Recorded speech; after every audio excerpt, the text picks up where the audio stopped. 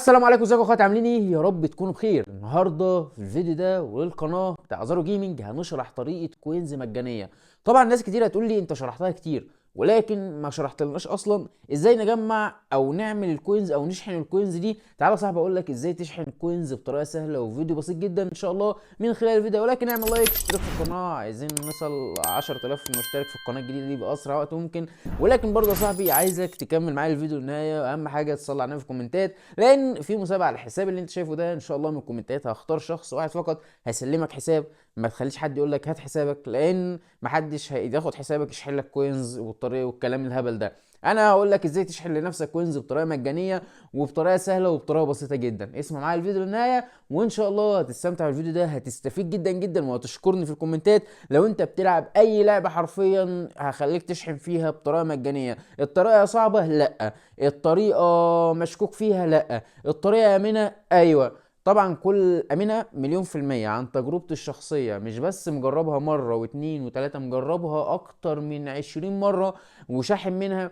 ومش بس شاحن منها لعبة بيس موبايل، لا انا شاحن منها فيفا، شاحن منها كمان بوبجي، ساحب منها فلوس. طب ازاي الكلام ده؟ هل احنا هندفع والحوار؟ لا لا لا، مفيش اي حاجة من الكلام ده يا معلم. ركز معايا وهتفهم كل حاجة. طبعا انا كل مرة بتكلم فيها عن شحن الكوينز والكلام ده بقول لك يا معلم ان مفيش حاجه بطريقه سهله، والكلام ده مفيش حاجه ان انت مثلا تديني الاي دي بتاعك وانا راح اشحن لك، مفيش حاجه اسمها اديني حسابك وانا راح اشحن لك، لا. انا هخليك تشحن لنفسك. الطريقه دي لاصحاب الاندرويد، وكمان يا جدعان اصحاب الايفون، الناس اللي عايزه تشحن تركز معايا جدا جدا. هتقول لي ازاي؟ هقول لك اسمع بس معايا الفيديو للنهايه. الناس اللي معاها ايفون لازم يا معلم تنقل حسابك على الاندرويد عشان تقدر تشحن. بامانه انا مش هكدب عليك، يعني الناس اللي معاها اندرويد تكمل الفيديو للنهايه، وانا على ضمانتي الشخصيه هخليك تشحن يا معلم العدد الكوينز اللي انت عايزه حرفيا. ازاي؟ اسمع معايا الفيديو. بص يا حبيب قلب اخوك، النهارده نتكلم عن برنامج. ناس كتير هتقول لي طب ما هو صعب البرنامج ده يا ازارو. بص مبدئيا كده هو مفيش حاجه سهله، وبرده ده مش صعب قوي. طيب انت دلوقتي لما بتروح تشتغل في شركه مثلا او اي شغل عموما، شغلك في الطبيعي شغال مش شغال او في مستقبلا ان شاء الله، لما تشتغل مقابل مجهودك ده بتاخد فلوس. في الطريقه اللي انا هشرحها لك دي هو عباره عن برنامج والله ما اعلان، امن 100%. كمل بس معايا الفيديو للنهاية وانت هتفهم كل حاجة. طيب البرنامج ده بيعمل ايه؟ البرنامج ده بيديك نقط. طب النقط طبعا محتاج بقى 20,000 نقطة عشان ابدأ اجمع واكسب واعمل واشحن والكلام ده. لا مفيش الكلام ده خالص، مفيش 20,000 نقطة، مفيش 50,000 نقطة. الموضوع كله بيتوقف معاك على 10 نقط يا معلم. انت متخيل يعني ايه؟ هتقول لي ازاي 10 نقط؟ تعالى يا صاحبي افهم معايا. مبدئيا البرنامج زي ما انت شايف قدامك كده، انا فاتح حساب جديد. اول ما بتنزل البرنامج من اللينك اللي سايبه لك في الكومنت المثبت، طبعا يا صاحبي هتنزل برنامج عادي جدا هينزل معاك، هتبدا تثبته وتضغط على لوجن. مش بتسجل بحساب جوجل بتاعك، مش بتسجل باي حاجه من الحاجات دي، علشان مثلا في ناس تقول لك ده ما هو ممكن يسرق حساب جوجل بتاعي، ما هو ممكن يعمل. لا لا لا، مفيش الكلام ده. انت مش هتسجل باي حاجه، انت هتضغط لوجن وهو يسجل لوحده.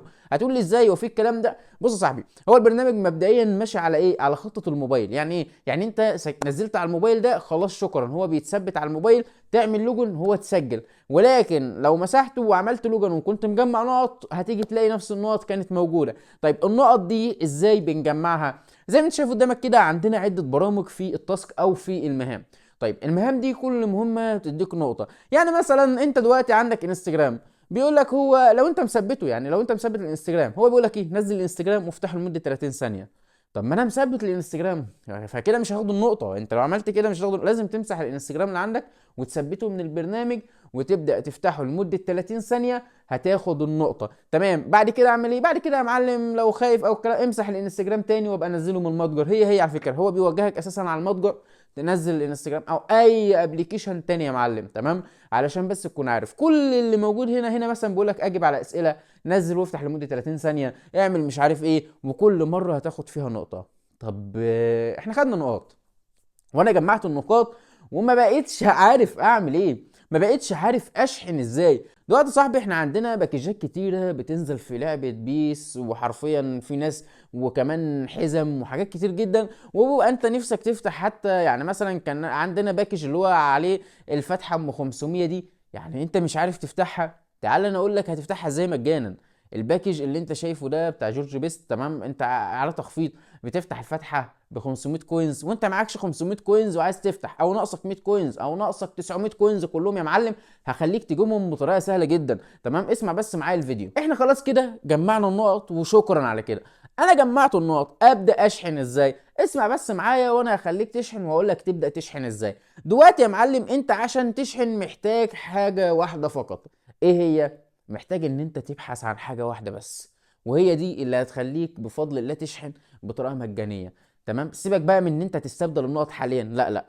انت اول خطوه لازم تعملها تخش على المحفظه اللي تحت دي، تستبدل عدد النقط ايا كان عدد النقط، تستبدله بكورت ايه، لا مؤاخذه يا جدعان، كارت جوجل بلاي 1 دولار بكارت جوجل بلاي 2 دولار.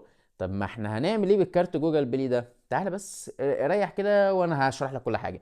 انت دلوقتي استبدلت بكارت جوجل بلاي ال1 دولار وال2 دولار والكلام ده، ثم ماذا بعد؟ اعمل ايه؟